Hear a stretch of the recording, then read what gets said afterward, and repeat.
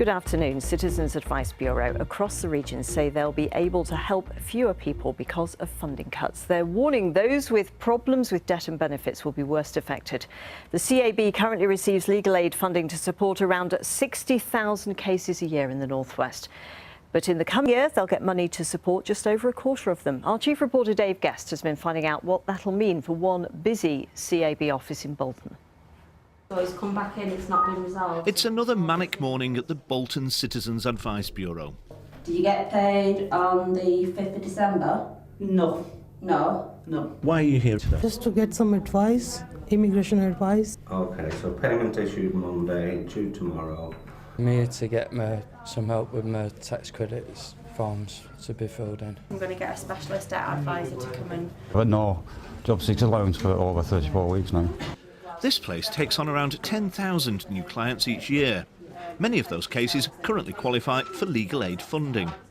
But the Justice Department is reducing its so-called social welfare law budget by around £70 million. And that's bad news for centres such as this, which handle a high volume of cases involving housing, benefit and debt problems. Here in Bolton, they reckon they'll lose around £500,000 from their budget. That could mean up to 20 advisors losing their jobs across the northwest as a whole. CABs could lose around £8 million, and they say that's coming just as their workload's increasing because changes to the benefit system are creating increased confusion and concern for many.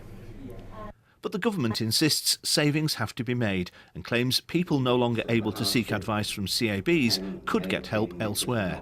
Dave Guest, BBC Northwest Today, Bolton. Well, I'm joined in the studio now for more on that by Barry Lyne, the Chief Executive of Bolton CAB.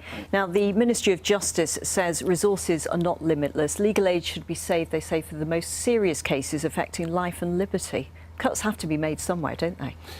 Yes, quite possibly, but I think in this situation it's a false economy. I think when these cuts were announced, our national organisation, Citizens Advice, did some research. And for example, in the most popular query, welfare benefits, for every £1 of money that is given to an advice agency, it saves the public purse £7.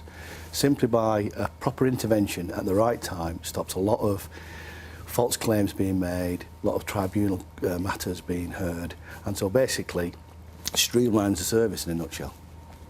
The government, though, says it is putting some funding into specialist advice services, so they aren't abandoning these kind of advice services altogether, are they?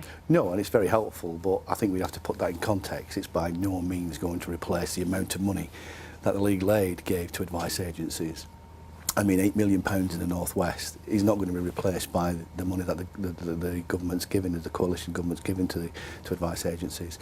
So I do think we have to put that into a great deal of context and think we still have this underlying problem, and certainly with the welfare reforms coming through, it's going to be even more sort of a demand on advice services. How soon do you see these cuts taking a real effect in your service? Within the next few weeks.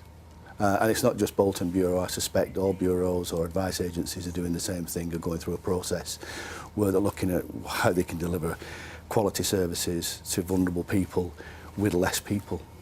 Mr. Lyne, thank you very much for joining us. Thank you.